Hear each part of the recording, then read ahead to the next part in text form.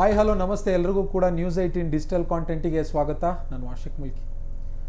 ರಾಜ್ಯದಲ್ಲಿ SIR ಪ್ರಕ್ರಿಯೆ 17ನೇ ತಾರೀಕಿಗೆ ಕೊನೆಗೊಂಡಿತ್ತು. ಇದೀಗ ಮತದಾರರ ಕರಡು ಪಟ್ಟಿಯನ್ನು ಬಿಡುಗಡೆ ಮಾಡೋದಕ್ಕೆ ಚುನಾವಣಾ ಆಯೋಗ ಸಿದ್ಧತೆಯನ್ನು ಮಾಡ್ತಾ ಇರುವಂಥದ್ದು. ಈ ನಡುವೆ ಕೆಲವೊಂದು ಶಾಕಿಂಗ್ ಸುದ್ದಿ ಇದೀಗ ಹೊರಬರ್ತಾ ಇರುವಂಥದ್ದು. ರಾಜ್ಯದಲ್ಲಿ 43 ಲಕ್ಷಕ್ಕೂ ಅಧಿಕ ಮಂದಿಗೆ ನೋಟಿಸ್ ಬರುತ್ತೆ ಅನ್ನುವಂಥ ಮಾಹಿತಿ ಇದೀಗ ಚುನಾವಣಾ ಆಯೋಗದಿಂದ ಲಭ್ಯ ಆಗ್ತಾ ಇರುವಂಥದ್ದು. ಯಾಕೆ ಈ ನೋಟಿಸ್ ಬರ್ತಾ ಇದೆ, ಈ ನೋಟಿಸ್ ಪಡೆದುಕೊಂಡು ಅವ್ರಿಗೆ ಏನು ಮಾಡಬೇಕು, ಯಾಕಾಗಿ ಅವ್ರಿಗೆ ನೋಟಿಸ್ ಕೊಡಲಾಗ್ತಾ ಇದೆ ಅನ್ನುವಂಥದ್ರ ಬಗ್ಗೆ ಇವತ್ತಿನ ಈ ವಿಡಿಯೋದಲ್ಲಿ ನೋಡ್ತಾ ಹೋಗೋಣ.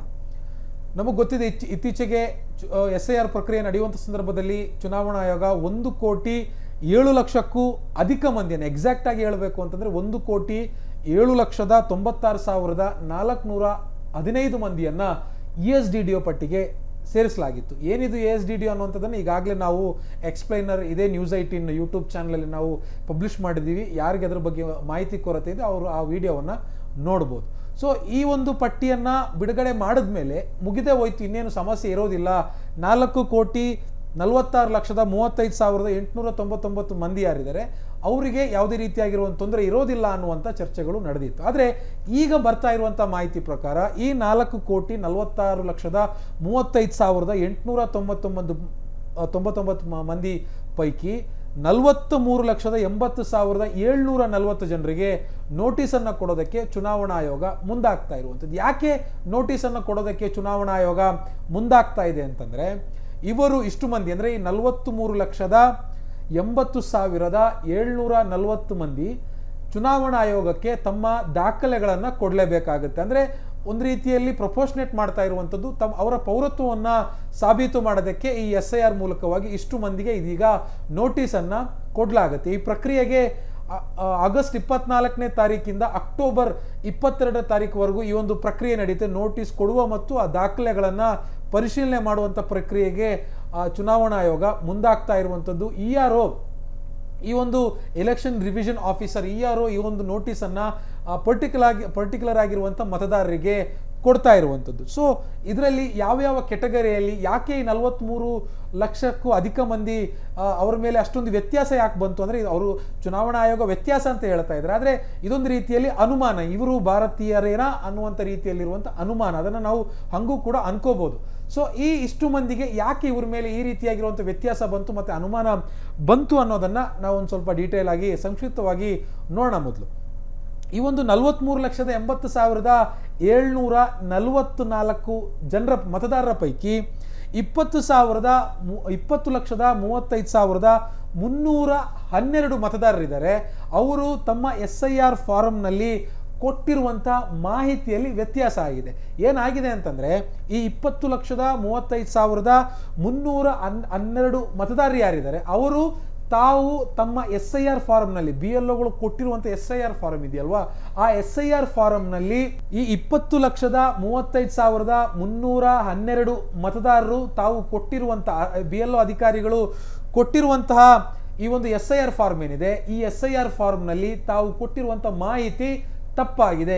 ಯಾವ ರೀತಿಯಾಗಿ ತಪ್ಪಾಗಿದೆ ಅಂತಂದರೆ, 2002ರ ಲೀಸ್ಟ್, ಅಂದರೆ ಈಗಾಗಲೇ ಚುನಾವಣಾ ಆಯೋಗದ ಬಳಿ ಇರುವಂಥ 2002 ವೋಟರ್ ಲಿಸ್ಟ್ ಏನಿದೆ ಆ ಮಾಹಿತಿಗೂ ಈ SIR ಫಾರ್ಮ್ನಲ್ಲಿ ಇಷ್ಟು ಜನ ಬರೆದಿರುವಂಥ ಮಾಹಿತಿಗೂ ತುಂಬ ವ್ಯತ್ಯಾಸ ಇರುವಂಥ ಕಾರಣಕ್ಕಾಗಿ ಇಲ್ಲಿ ತಾವು ದಾಖಲೆಗಳನ್ನು ಕೊಡಬೇಕಾಗುತ್ತೆ ಅಂತ ಚುನಾವಣಾ ಆಯೋಗ ಇದೀಗ ದಾಖಲೆಗಳನ್ನು ಕೇಳ್ತಾ ಇರುವಂಥದ್ದು. ಇದರ ಜೊತೆಗೆ 23,40,428 ಮಂದಿಯ ಮ್ಯಾಪಿಂಗೇ ತಪ್ಪಾಗೋಗಿದೆ. ಅಂದರೆ ಇವರು ತಮ್ಮ ತಂದೆ ತಾಯಿ ಅಜ್ಜ ಅಜ್ಜಿ ಈ 4 ಜನರಿಗೆ ಮಾಡಿರುವಂಥ ಮ್ಯಾಪಿಂಗ್ ಏನಿದೆ, ಈ ಮ್ಯಾಪಿಂಗೇ ತಪ್ಪಾಗಿದೆ ಅನ್ನುವಂಥ ವಿಚಾರವಾಗಿ ಇದೀಗ ಈ 43 ಲಕ್ಷಕ್ಕೂ ಅಧಿಕ, ಎಕ್ಸಾಕ್ಟ್ ಆಗಿ ಹೇಳಬೇಕು ಅಂದರೆ 43,80,740 ಮಂದಿಗೆ ಇದೀಗ ನೋಟಿಸನ್ನು ಕೊಡೋದಕ್ಕೆ ಮುಂದಾಗ್ತಾ ಇರುವಂಥದ್ದು. ನೋಟಿಸನ್ನು ಕೊಟ್ಟ ಮೇಲೆ ಏನಾಗುತ್ತೆ ಅಂತಂದರೆ, ಈಗಾಗಲೇ ಕೇಂದ್ರ ಚುನಾವಣಾ ಆಯೋಗ ಕೊಟ್ಟಿರುವಂಥ 10 ದಾಖಲೆಗಳ ಪೈಕಿ ಒಂದು 10 ದಾಖಲೆಗಳ ಲೀಸ್ಟನ್ನು ಕೊಟ್ಟಿದ್ದಾರೆ. ಅದರಲ್ಲಿ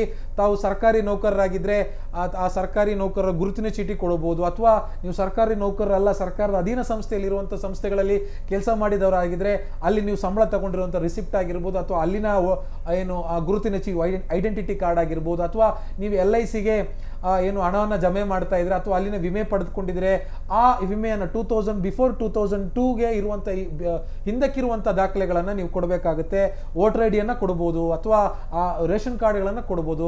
ಆಧಾರ್ ಕಾರ್ಡ್ ಒಂದು ಡಿಫಾಲ್ಟ್ ಇರುತ್ತೆ. ಆಧಾರ್ ಕಾರ್ಡ್ ಜೊತೆಗೆ ಉಳಿದಿರುವಂಥ 10 ದಾಖಲಾತಿಗಳ ಪೈಕಿ ಯಾವುದಾದ್ರೂ ಒಂದು ದಾಖಲಾತಿಯನ್ನು ಈ ERO ಎಲೆಕ್ಷನ್ ರಿವಿಷನ್ ಆಫೀಸರಿಗೆ ನೀವು ನೋಟಿಸ್ ಬಂದ ಮೇಲೆ ಸಲ್ಲಿಕೆ ಮಾಡಬೇಕಾಗುತ್ತೆ. ನಿಮಗೆ ಎಷ್ಟು ದಿನ ಕಾಲಾವಕಾಶ ಸಿಗುತ್ತೆ ಅಂತಂದರೆ ಅಕ್ಟೋಬರ್ 22ನೇ ತಾರೀಕುವರೆಗೂ ಕೂಡ ನಿಮಗೆ ಕಾಲಾವಕಾಶ ಸಿಗುತ್ತೆ. ಫಾರ್ ಎಕ್ಸಾಂಪಲ್, ನಿಮಗೆ ಆಗಸ್ಟ್ 24ರಿಂದ ಈ ಒಂದು ಪ್ರಕ್ರಿಯೆ ಶುರುವಾದರೂ ಕೂಡ ನಿಮಗೆ ಸೆಪ್ಟೆಂಬರ್ 1ನೇ ತಾರೀಕು ಸಿಕ್ತು ಅಂತ ಅನ್ಕೊಂಡು ನೋಟಿಸ್, ನೀವು ಅಕ್ಟೋಬರ್ 22ರ ಒಳಗಡೆಯಾಗಿ ದಾಖಲೆಗಳನ್ನು ಸಲ್ಲಿಕೆ ಮಾಡಬೇಕಾಗುತ್ತೆ.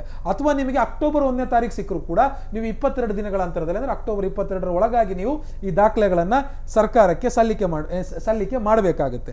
ಇದರಲ್ಲಿ ಈ ASDDO ಪಟ್ಟಿಯಲ್ಲಿ ಈಗಾಗಲೇ ಹೆಸರು ಯಾರ್ದೆಲ್ಲ ಪ್ರಕಟ ಆಗಿದೆ ಅವರ ಹೆಸರು ಈ ಲಿಸ್ಟಲ್ಲಿ ಇರೋದಿಲ್ಲ. ಇಲ್ಲಿ ಬಹಳ ಜನ ಗೊಂದಲ ಆಗುವಂಥದ್ದು, ASDDO ಪಟ್ಟಿಯಲ್ಲಿ ಇರುವಂಥವರೇ ಈ 43 ಲಕ್ಷ ಮಂದಿ ಅನ್ನುವಂಥ ಗೊಂದಲಗಳಿದ್ದಾವೆ. ಆದರೆ ಇಲ್ಲಿ ASDDO ಪಟ್ಟಿಯವರನ್ನ ಕರಡು ಪಟ್ಟಿಯಲ್ಲಿ ಸರ್ಕಾರ ಸೇರಿಸೋದಿಲ್ಲ, ಅಂದರೆ ಚುನಾವಣಾ ಆಯೋಗ ಸೇರಿಸೋದಿಲ್ಲ ಅಂತ ಬಹಳ ಸ್ಪಷ್ಟವಾಗಿ ಹೇಳಿದೆ. ಆ 1,07,00,000 ASDDO ಪಟ್ಟಿಯಲ್ಲಿ ಯಾರ್ಯಾರು ಸೇರಿದ್ದಾರೆ ಅದು ಪ್ರತ್ಯೇಕ.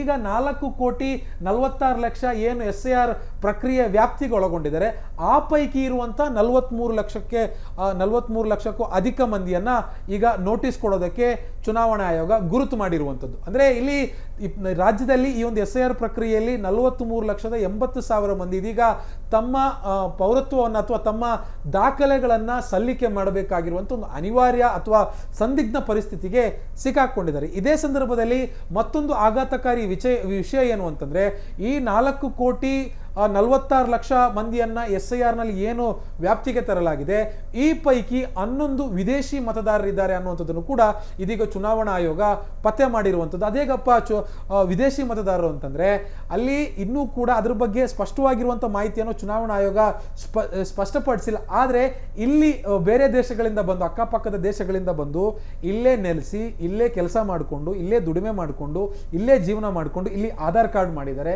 ರೇಷನ್ ಕಾರ್ಡ್ ಮಾಡಿದ್ದಾರೆ, ಇವೆರಡನ್ನ ಇಟ್ಕೊಂಡು ವೋಟರ್ ಐ ಡಿಯನ್ನು ಕೂಡ ಮಾಡಿಕೊಂಡು ಮತದಾನದ ಹಕ್ಕನ್ನು ಕೂಡ ಚಲಾಯಿಸ್ತಾ ಇದ್ದಾರೆ. ಸೊ ಅಂತ 11 ಜನರನ್ನ ಇದೀಗ ಚುನಾವಣಾ ಆಯೋಗ ಪತ್ತೆ ಮಾಡಿರುವಂಥದ್ದು. ಅವರ ದಾಖಲೆಗಳನ್ನು ಕೂಡ ಪರಿಶೀಲನೆಯನ್ನ ಚುನಾವಣಾ ಆಯೋಗ ಮಾಡ್ತಾ ಇರುವಂಥದ್ದು. ಒಟ್ಟಾರೆ ರಾಜ್ಯದಲ್ಲಿ 43,80,000ಕ್ಕೂ ಅಧಿಕ ಮಂದಿ ಇದೀಗ ತಮ್ಮ ದಾಖಲೆಗಳನ್ನ ಸಲ್ಲಿಕೆ ಮಾಡಬೇಕಾಗಿರುವಂಥ ಅನಿವಾರ್ಯ ಪರಿಸ್ಥಿತಿಗೆ ಸಿಕ್ಕಾಕೊಂಡಿರುವಂಥದ್ದು. ಆಗಸ್ಟ್ 24ನೇ ತಾರೀಕಿಂದ ಈ ನೋಟಿಸ್ ಜಾರಿಯಾಗುವಂಥ ಪ್ರಕ್ರಿಯೆಯು ಕೂಡ ಶುರುವಾಗುತ್ತೆ. ನಿರ್ಭೀತ, ನಿಷ್ಪಕ್ಷಪಾತ, ವಿಶ್ವಾಸಾರ್ಹ ಸುದ್ದಿಗಳಿಗೆ ಮತ್ತೊಂದು ಹೆಸರಾಗಿರುವ ನ್ಯೂಸ್ 18 ಕನ್ನಡ ಈಗ ಆಪ್ನಲ್ಲೂ ಲಭ್ಯವಿದೆ. ದಯವಿಟ್ಟು ಇಲ್ಲಿರುವ QR ಕೋಡ್ ಸ್ಕ್ಯಾನ್ ಮಾಡಿಕೊಂಡು ಆಪ್ ಡೌನ್ಲೋಡ್ ಮಾಡೋದಕ್ಕೆ ಮರಿಬೇಡಿ. ನಿಮ್ಮ ಬೆಂಬಲ ಹೀಗೆ ಸದಾ ನಮ್ಮೊಂದಿಗಿರಲಿ. ಧನ್ಯವಾದ.